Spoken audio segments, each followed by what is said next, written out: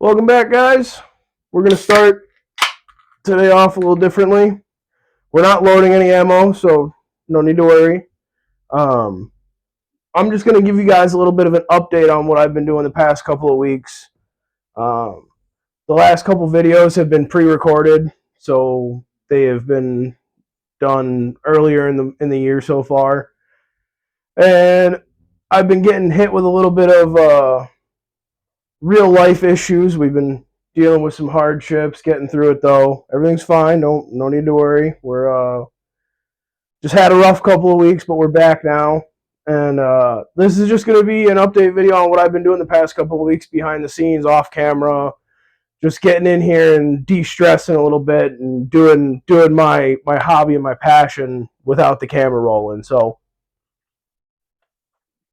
first things first, I loaded a bunch of ammo. Hold on, I have it written down because it is a lot.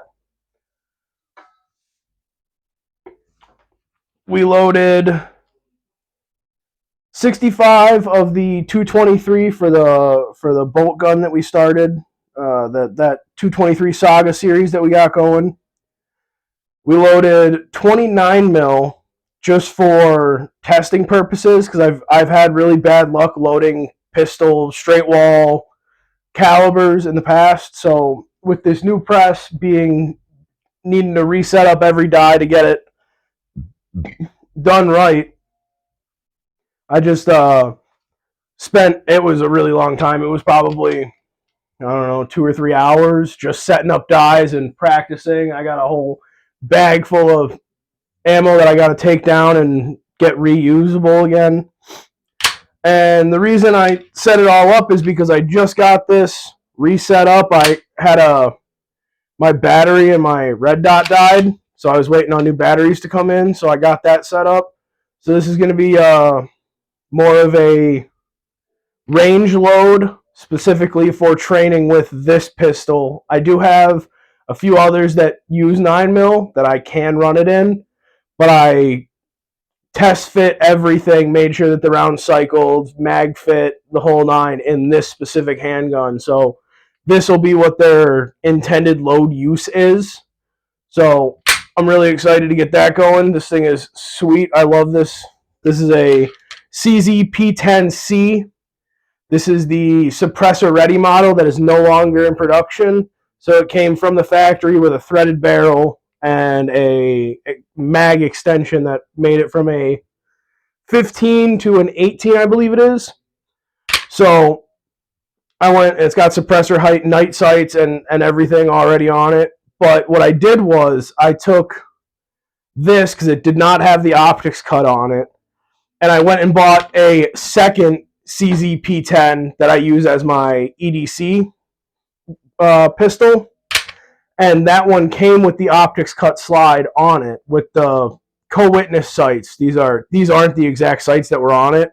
These are I believe these are lower third. Yeah, these are lower third co-witness sights. So I took the slide off of that other pistol, put it on this one, and then got a optics plate. And I had this Romeo Zero sitting around for years that I had nothing to put it on, and I was like, screw it, I'll just put it on this and build this out to be like a little competition range toy gun thing. And it turned out really nice. I did a flat custom trigger on it as well. Both of my CZs have the exact same triggers. So when I train with this, I will inherently be training with that, or vice versa, because they're the same platform. This one's just got all the accessories decked out on it, and it's got the factory mag extensions, and that's the only difference between those two. But finally got that back up and running. So like I said, I loaded 29mm just for that specific purpose, to take them to the range and make sure they function. And if it's a viable load, I'll keep it in my notes here. And then we just loaded 40 308. This is actually a different tray of 308 that I'm in the process of going through the prep stages with it. So this is a different tray, but this is what I've been working on just today. And those 40 308s are a ladder test, if I remember correctly, for my 178 ELD rounds for the range, long range shooting setup. So yeah, I've loaded 125 rounds in the past, I don't know, 4 or 5 days. Just getting myself prepped out for when the weather gets a little warmer here. We're going to start making range trips as often as we were before I even started this YouTube channel. So that's what I did here. And then I have been transferring a lot of my data. I actually have multiple load books going. This one is in my range bag. I will write down specifically what I loaded before I go to the range, and it's got 2 sections to each load setup. It's got the load data log, all the info for the actual cartridge itself, and then it's got a corresponding load testing log where you can write down your velocities, your ESs, your SDs, group sizes, notes. It gives you a bunch of range info like wind direction, speed, temperature, humidity, that kind of thing. So what I do is I'll take the loads that I develop here, I'll write down in the cartridge specific section, and then I put this in my range bag, and then I take this with me to the range, write down what the conclusion was after testing at the range. And then if it passes that specific criteria, whatever it is, accuracy, low ESs, good group sizes, shooting out at distance, wind deflection, the whole nine. If it passes whatever the reason for the load development was, I'll take it here and I'll put it in this book here, which is a confirmed accurate load book that I started this year. And it's got just the general information to go with the specific cartridge. And I will only use this if it is a confirmed good load. It's got the qualities that I'm looking for in that load that I've developed. And then this is just a general, this is more of a catch-all for everything. So I'll write down experimental stuff in here. And then I'll also, believe it or not, write down confirmed good loads as well. Anything that's got a green tab up here is going to be a good load. There's not very many because I just started this book last year. And it's got some tips and tricks. It's got sections for small rifle, large rifle, small pistol. I believe I don't have any large pistol section yet because I don't load large pistol all that much.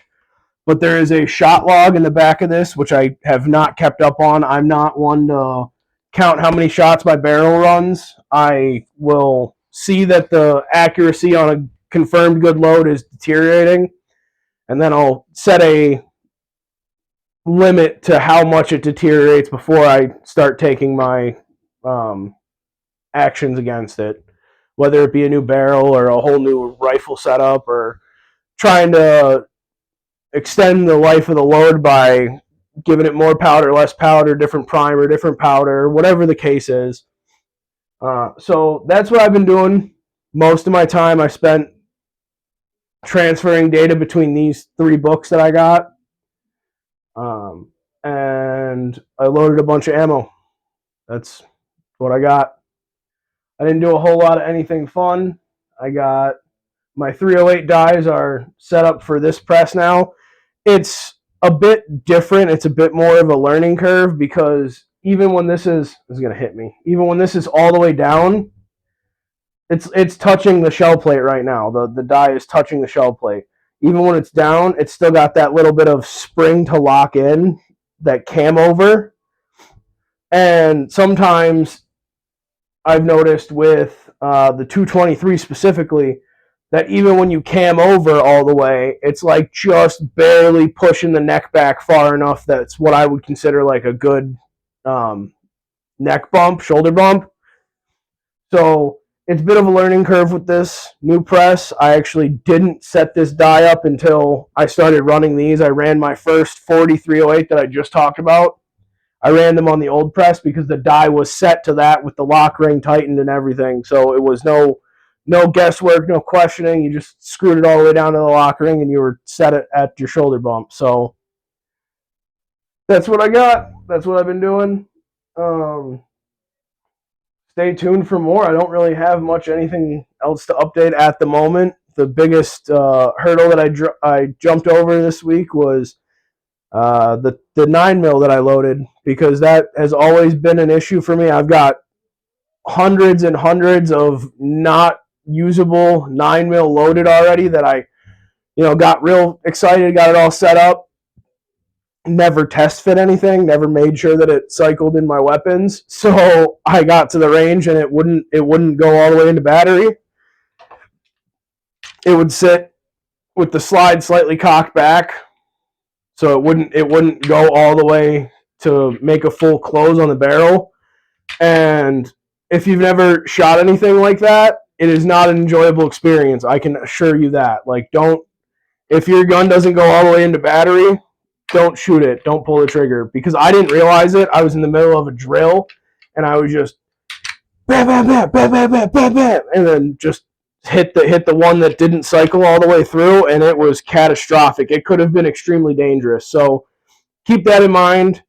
If you're going to load 9 mil or anything straight wall specifically, make sure that it cycles in your weapons before you load a bunch and then go to the range with it, because that could have not only destroyed the weapon, but it could have put me in the hospital pretty quickly. So be careful. Make sure you're using all of your mental capacity and all of your precautionary measures to make sure that your ammo that you load is safe, or as safe as can be. There's a real fine line between safe and not safe. So just be careful, do your research, know what you're getting into, and until next time, see ya.